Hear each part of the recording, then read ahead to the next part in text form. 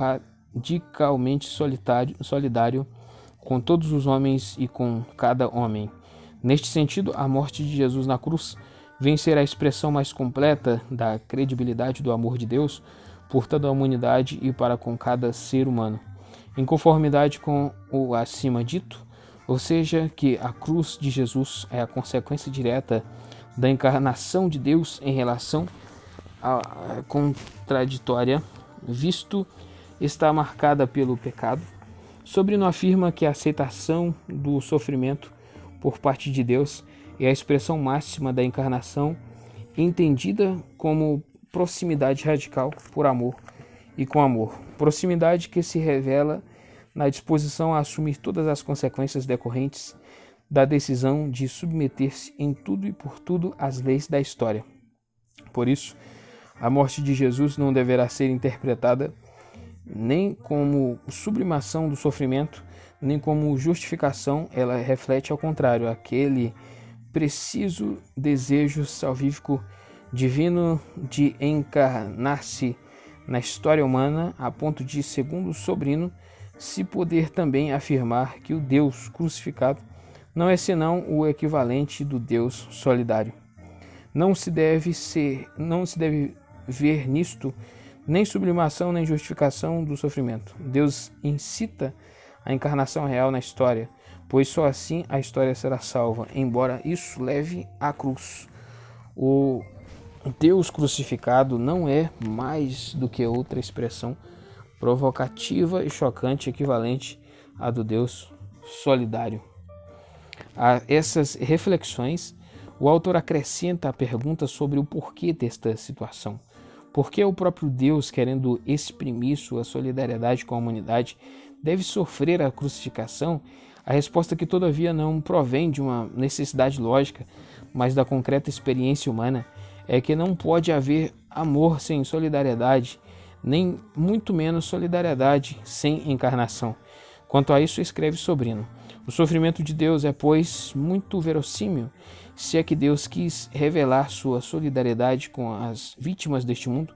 Se desde o princípio do Evangelho Deus aparece em Jesus como um Deus conosco, se ao longo dele se vai mostrando como um Deus para nós, na cruz aparece como um Deus à mercê nossa e, sobretudo, como um Deus como nós. 3. A cruz de Jesus e o conhecimento de Deus. A consideração da cruz de Jesus como revelação do rosto de Deus suscita, como direta consequência, a pergunta sobre o significado do conhecimento de Deus, sobretudo quanto às mediações concretas através das quais efetuá-lo, enquanto expressão do sofrimento de Deus e, portanto, de sua inação e do seu silêncio. A cruz põe em crise o procedimento tipicamente humano de conhecer a Deus, ou seja, a tendência a colocar Deus em relação com alguma realidade ou concepção positiva, quer seja natural, histórica ou subjetiva. É necessário, ao contrário, tomar em consideração a negatividade que surgiu no evento da cruz como mediação do conhecimento do verdadeiro Deus. Ela constitui, de resto, o corretivo melhor da tendência a conceber Deus à imagem e à semelhança do homem, assumindo exclusivamente os elementos positivos da revelação e da história. Sobrino destaca que, quanto a isso, se percebem duas atitudes opostas inconciliáveis. Enquanto alguns escolhem a via da negação absoluta do problema, chegando deste modo à negação completa de qualquer consideração do sofrimento de Deus, outros interpretam o evento da cruz como puro escândalo que supera toda tentativa racional de compreensão e, por conseguinte, se recusam a falar sobre isso. A posição assumida pelo autor é a de interpretar a presença de Deus na cruz de Jesus como um momento entre muitos outros da revelação divina, ou seja, situá-la no contexto de toda a revelação de Deus que, segundo o testemunho da Sagrada Escritura, se apresenta como história da sua revelação. Em nossa opinião, o que se deve fazer é situar o mais adequadamente possível a revelação de Deus na cruz junto a outros momentos revelatórios. Isto é, compreender a revelação de Deus e mantê-la como uma história de sua revelação, feita de diversos elementos, seja qual for a dificuldade ou facilmente de relacioná-los entre si e de obter uma síntese. Isso significa que só através de uma leitura crente dos eventos salvíficos na sua fragmentariedade histórica se poderá captar a presença reveladora de Deus. Surge a dificuldade quando, querendo efetuar uma sistematização, se absolutizam alguns eventos reveladores em detrimento de outros. Por esse motivo, Sobrino é de opinião que a perspectiva mais afim à própria concepção da revelação bíblica, entendida como história da revelação de Deus, aberta ao futuro, é aquela que procura respeitar cada momento seu na própria singularidade, sem querer logo chegar a sínteses históricas, tendo em vista, então, o que diz Paulo, que só no fim Deus será tudo em todos, então será também verdade que só no fim Deus se revelará como pura positividade e como totalidade, enquanto na história sua revelação passa também pelo fragmentário e pela negatividade. A cruz crítica e corretivo da teologia natural. Sobrino entende por teologia natural qualquer tentativa humana de explicar a infinita inadequação existente entre Deus e o homem, ou a radical descontinuidade entre Criador e criatura, através do recurso natural, histórico ou subjetivo, analogia com a positividade da existência, mediante o qual se chega a algum conhecimento de Deus. Justamente por se fundar na analogia como método de conhecimento, a teologia natural sempre se distinguiu pela tentativa de resolver a descontinuidade entre o ser humano e Deus, aplicando a este último títulos que, por sua vez, exprimem algo de infinitamente superior, quer aquilo que o homem pode pensar como verdade, quer aquilo que ele pode desejar como salvação. Assim, a teologia natural procurou elaborar um discurso sobre Deus em consonância com os pensamentos mais elevados e desejos mais sublimes do ser humano. Neste contexto, a revelação de Deus era sempre compreendida como plenitude de verdade e como satisfação dos desejos humanos. A novidade traduzida pelos escritos do Novo Testamento quanto ao conhecimento de Deus, de Jesus Cristo, consiste, para Sobrino, em afirmar que a transcendência divina deverá ser pensada não só em consonância com os melhores pensamentos e desejos do homem, mas também como sua crítica e contradição. E é justamente o que nos ensina a afirmação da presença de Deus na cruz de Jesus. Ali Deus se revela não tanto como plenitude, mas antes como escândalo. Nesse caso, é preciso assumir o desafio lançado justamente pela cruz, ou seja, o convite a aceitar Deus em sua mais radical alteridade quanto ao homem, como crítica à contradição aos mais sublimes pensamentos humanos, como também aos seus desejos mais piedosos. A cruz, portanto, constitui a maior confirmação do fato que também o sofrimento e a negatividade, e não só a beleza e a positividade, podem revelar a Deus. Noutros termos, a cruz vem a ser a expressão mais completa daquela singular experiência pela qual também o pequeno e não só o grande pode constituir-se como mediação de Deus. No Novo Testamento, a transcendência de Deus se exprime por um mais, é claro, mas se lhe acrescenta também um menos. A sabedoria insondável e amor inaudito de Deus, mas na cruz de Jesus. O mais continua sendo o modo de mencionar a transcendência de Deus, mas agora junto a um menos, e ao mencionar conjuntamente ambas as coisas. Esse Deus se faz mais transcendente, mais inapreensível, mais inefável e mais mistério. Assim, concebida, a cruz revela uma tríplice fraqueza da teologia natural que acaba assim selando a própria insuficiência para o conhecimento do Deus cristão. A primeira seria a consideração do positivo da realidade como único e exclusivo acesso ao conhecimento de Deus. A segunda, a insuficiência de um conhecimento fundado no princípio da admiração subjetiva como acesso à plenitude da revelação divina. Enfim, a tendência incita em toda forma de conhecimento humano, que no caso concreto se apresentaria como risco de o ser humano submeter o conhecimento de Deus ao seu interesse legítimo e ainda por cima cruel. 1.1 A cruz, alteridade absoluta em face da positividade da realidade.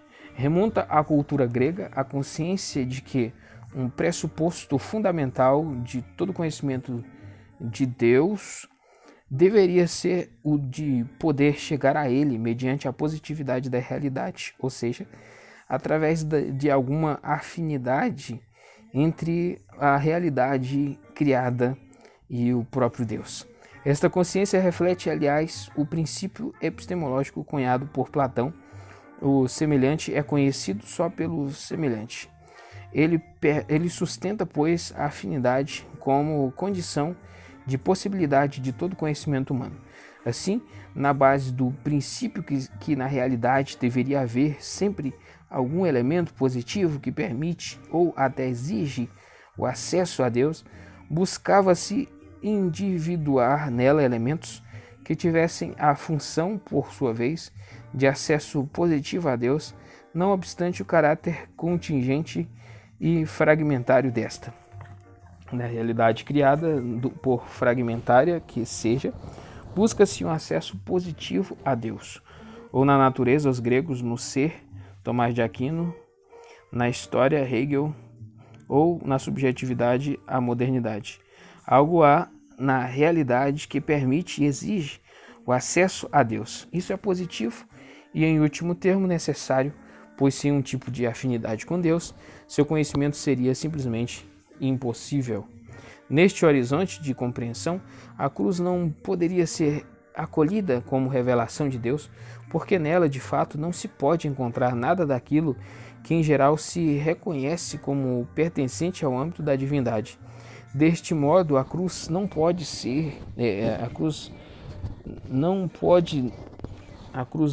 não constituir-se em alteridade radical no processo do conhecimento de Deus, pois nela aparece não positivo, mas antes o negativo da realidade. Somente um pensamento dialético será capaz de captar vida, poder e presença de Deus na cruz de Jesus, e na aparência só revela morte, impotência e abandono de Deus. Tal compreensão que era de todo absurda para o pensamento grego vem a ser, portanto, uma necessidade para a teologia cristã. Sobrino afirma: em si mesmo a cruz é sofrimento, fracasso, morte e silêncio. Não há nela nem vida, nem beleza, nem poder, nem racionalidade, coisas todas estas através das quais o ser humano pretende chegar a Deus. Se a cruz pode oferecer acesso a Deus, isso há de acontecer subespécie contrária. E isto significa aprender a ver poder na impotência, palavra no silêncio, vida na morte. A teologia natural que chega a Deus objetivamente só a partir do positivo do criado se mostra, pois, insuficiente para conhecer a Deus na cruz. 1.2 A dor, o princípio do conhecimento do Deus de Jesus Cristo. A teologia natural se revela para Sobrino também insuficiente no que concerne ao acesso a Deus a partir da subjetividade humana. Neste caso, com efeito, a teologia natural se fundaria também sobre o princípio da admiração subjetiva que, segundo Aristóteles, é o motor propulsor de todo o processo de conhecimento humano, na medida em que é ela que estabelece imprescindível correlação entre o objeto a conhecer e o sujeito que conhece. Na realidade, segundo este princípio, existe algo que move o homem a conhecer e a encontrar congruências no interior da realidade das coisas e que, por outro lado, produz alegria. A este propósito, Sobrino se pergunta: pode-se, na verdade, falar de admiração diante da cruz de Jesus? Na presença de tamanho sofrimento e diante do fato escandaloso do abandono de Deus, não sobraria com efeito nenhum espaço para admiração. Diante da cruz é muito difícil experimentar aquela admiração positiva exigida pela teologia natural como condição indispensável para o conhecimento de Deus. O autor fala aqui em termos de simpatia e de conhecimento connatural da dor como expressão qualificada da admiração diante da cruz, única atitude cognitiva capaz de captar a presença de Deus, quer na cruz de Jesus, quer na compaixão do mundo. Sem presença da cruz, há conhecimento de Deus. O princípio motor do conhecimento não está na admiração, mas no sofrimento. Só assim se obtém uma simpatia, uma connaturalidade,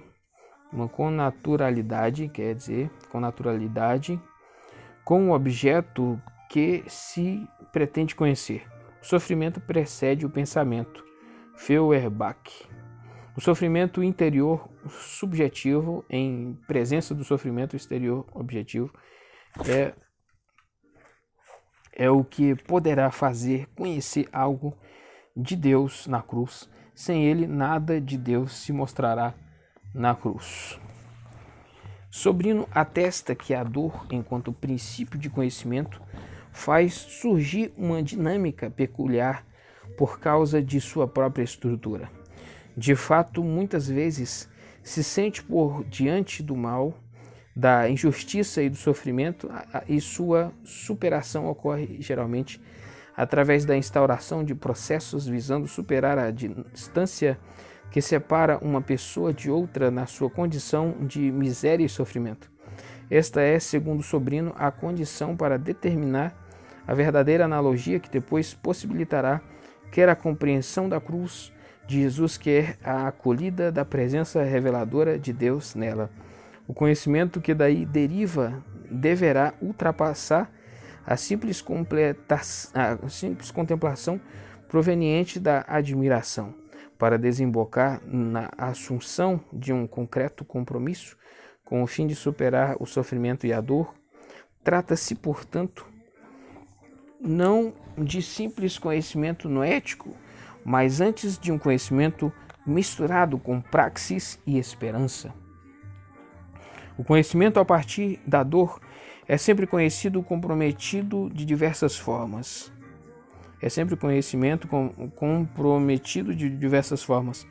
Por ação ou por omissão, mas comprometido afinal de contas.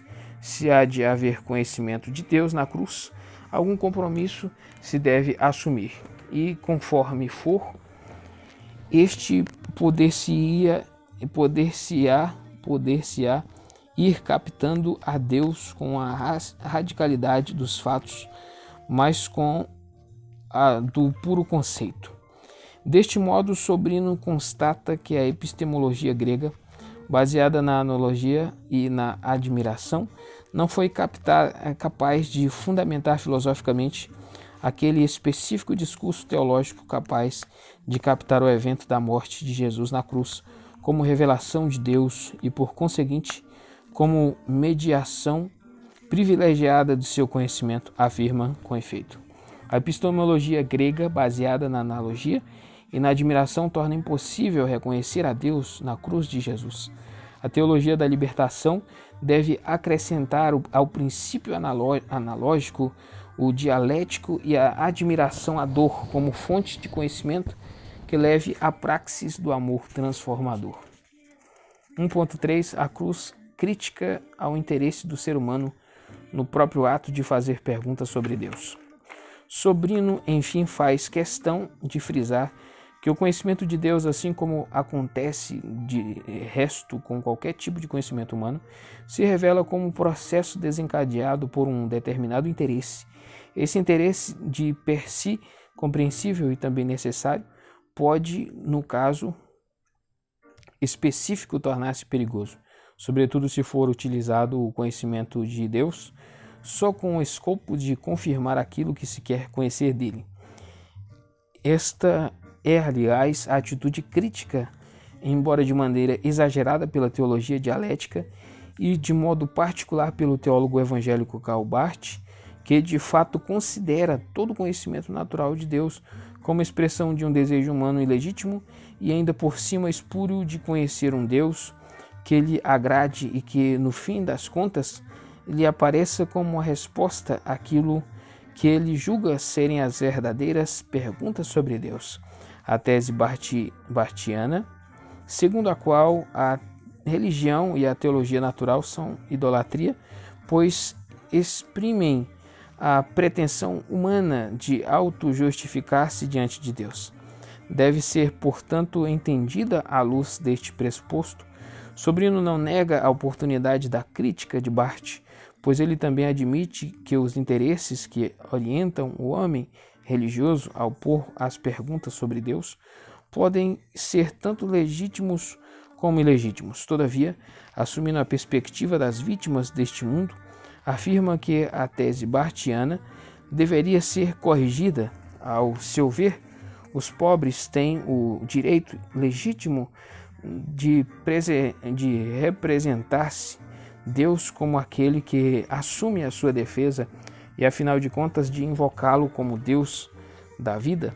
Este direito se baseia na própria revelação de Deus. Segundo o testemunho da Escritura, aparece como Deus dos oprimidos e da dor de vida. Seja como for, a cruz representaria um verdadeiro e próprio sinal de fratura com essa atitude de base que caracteriza o homem religioso. Em vez de resposta às perguntas postas a Deus pelo homem religioso, a cruz emerge como a pergunta radical posta ao homem religioso no próprio ato de pôr perguntas sobre Deus. Afirma com efeito, sobrino: nosso interesse ao perguntar por Deus pode ser em princípio legítimo ou ilegítimo. Na cruz, os interesses ilegítimos são desmascarados e os legítimos são reformados, mas o que a cruz mostra em qualquer caso é que nossos interesses são quebrados. Neste sentido, a cruz não é resposta à nossa pergunta por Deus, e sim a pergunta radical a nós mesmos quando nos perguntamos por Deus. 2. A cruz postula o repensamento da transcendência de Deus. Além de declarar a insuficiência da teologia natural, a cruz de Jesus postula uma radical reformulação da transcendência de Deus na sua dupla formulação especificamente bíblica. Antes de mais nada, a transcendência de Deus se afirma pela proibição de fazer imagens de Deus, Deuteronômio 5:8. Proibição que é ulteriormente radicalizada por João, que afirma: ninguém jamais viu a Deus, João 1:18. Na cruz de Jesus, com efeito, Deus não se revela através de uma imagem tipicamente divina, nem tampouco intervém com o uso de palavras. A cruz revela somente o inaudito silêncio de Deus, exigindo que se repense a sua transcendência. A cruz, todavia, acrescenta que qualquer imagem que quiséssemos fazer-nos de Deus não teria sentido, pois a cruz é o fim de toda imagem, é o cumprimento in acto do segundo mandamento. Nela não aparece nada daquilo que se costuma fazer passar por divino. A transcendência de Deus fica, além disso, salvaguardada mediante a afirmação de uma profunda relação entre Deus e o futuro, de modo que Deus se revela como tal justamente no ato de manifestar o seu poder através da criação do futuro. Êxodo 6:7. A afirmação paulina: somente no fim Deus será tudo em todos, 1 Coríntios 15:28. Radicaliza ao máximo esta concepção esboçada já nos textos do Antigo Testamento. Com efeito, na medida em que apresenta o futuro como uma maneira de ser de Deus, Tal concepção afirma que Deus é aquele que move a história a partir do futuro e somente no fim manifestará o seu verdadeiro poder, fazendo novas todas as coisas. Na cruz de Jesus, Deus parece que se revela como a negação em absoluto dessas afirmações bíblicas. Ali, com efeito, não se percebe nem algum tipo de manifestação de poder da parte de Deus, nem alguma esperança de futuro. A cruz não só parece obstruir qualquer perspectiva do futuro, mas se apresenta até como o fracasso do passado e do presente, e neste sentido, ela é a expressão cabal do triunfo do mal sobre o amor, ou o resultado da vitória dos ídolos de morte sobre o Deus da vida, afirma Sobrino. A cruz não revela poder e sim impotência.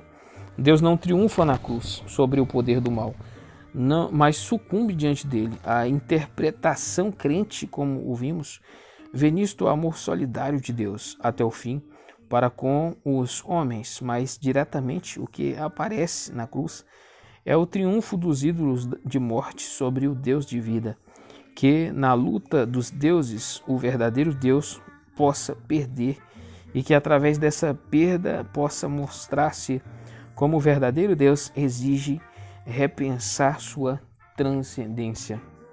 Deste modo, reformular a concepção da transcendência de Deus, procurando pensá-la não só a partir da positividade da criação e da história, caminho já percorrido pela via da analogia, mas também a partir do seu negativo levará à descoberta de um Deus que é ao mesmo tempo um Deus maior e Deus menor. Além disso, perceber-se-á talvez o paradoxo pelo qual, revelando-se como Deus menor, ele se manifesta ainda mais como mistério e se revela como transcendência maior do que aquela em geral, confessado por outras vias. 3. As cruzes da história, lugar conhecido do Deus crucificado. Sobrino afirma, enfim, que o conhecimento de Deus deve ser efetivado sempre a partir de um lugar material específico. Neste sentido, a seu ver, o conhecimento do Deus crucificado deve ser posto em ato a partir da perspectiva das vítimas das cruzes da história. De fato, o Novo Testamento comprova que o sofrimento das vítimas da história é o lugar privilegiado da presença do Deus de Jesus Cristo e, por conseguinte, do seu próprio conhecimento. Mateus 25. O autor faz questão de precisar que esta presença de Deus nos crucificados da história se dá de modo sacramental. Estes não são simples instrumentos da revelação de Deus, mas tornam a Deus presente através da sua concreta condição histórica, de tal modo que a cruz real do oprimido se torna, para todos os efeitos, mediação privilegiada para alcançar e conhecer a Deus, o Deus crucificado. As vítimas deste mundo são o lugar do conhecimento de Deus, mas o são sacramentalmente. Dão a conhecer a Deus porque o fazem presente. Está ao pé da cruz de Jesus e está ao pé das cruzes da história. É absolutamente necessário para conhecer o Deus crucificado. Neste sentido, segundo o autor, o conhecimento de Deus na cruz constitui verdadeira e própria revelação contra qualquer tentativa humana de manipular a Deus. E isto não só porque, por seu meio, nos é dado captar a presença de Deus, que se revela de um modo até então ignorado, mas, sobretudo, porque na cruz de Jesus Cristo se manifesta como o inesperado e o impensável, como afirma Paulo ao confessar que o evangelho da cruz é loucura para os gregos e escândalo para os judeus. 1 Coríntios 1:23. Todavia, feita esta profissão de fé, segundo a qual Deus estava presente na cruz do seu Filho, será necessário, por conseguinte, reconhecer que também a força para reconhecê-los nos será comunicada por Ele mesmo e não como resultado de algum exercício racional ou como fruto de alguma expectativa humana, frisando o conceito da presença de Deus na cruz de Jesus como autêntico evangelho, enquanto expressão do misericordioso desígnio de Deus, que antes de tudo se nos dá a conhecer de maneira radicalmente gratuita e a seguir nos vem ao encontro com a sua graça, para que possamos perceber a sua presença inesperada e impensável na cruz de Jesus e nas cruzes da história, conclui Sobrino. Para reconhecer a Deus na cruz, não há nenhuma receita e, em um primeiro momento, na cruz não há mais que silêncio e escândalo. Se na fé, todavia, se aceita que aí está Deus, então é necessário estar dispostos para a grande surpresa de que Deus não é como o pensamos. É necessário estar dispostos a encontrá-lo, não só através do positivo, mas também do negativo. É necessário estar dispostos a vê-lo não só como o Deus maior, mas também como o Deus menor. É necessário estar dispostos a que esta surpresa escandalosa mude e transforme radicalmente o próprio interesse por conhecer a Deus. E é necessário estar disposto, sobretudo, à encarnação ao pé da cruz e a abaixar crucificados de suas cruzes. Conclusão: o pressuposto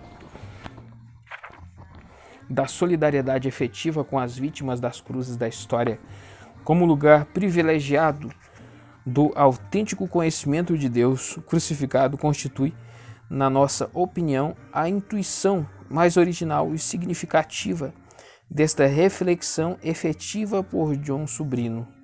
Esse lugar específico torna-se, na verdade, o princípio hermenêutico para o acesso privilegiado ao conhecimento de Deus. Desta feita, pensar Deus como crucificado implica considerá-lo a partir da sua misteriosa e escandalosa presença nos pobres crucificados da história, que são a concretização e a atualização da paixão de Cristo na paixão do mundo. No entanto, a força maior dessa intuição se encontra justamente na afirmação da singularidade da experiência de cruz e de morte do Filho unigênito de Deus.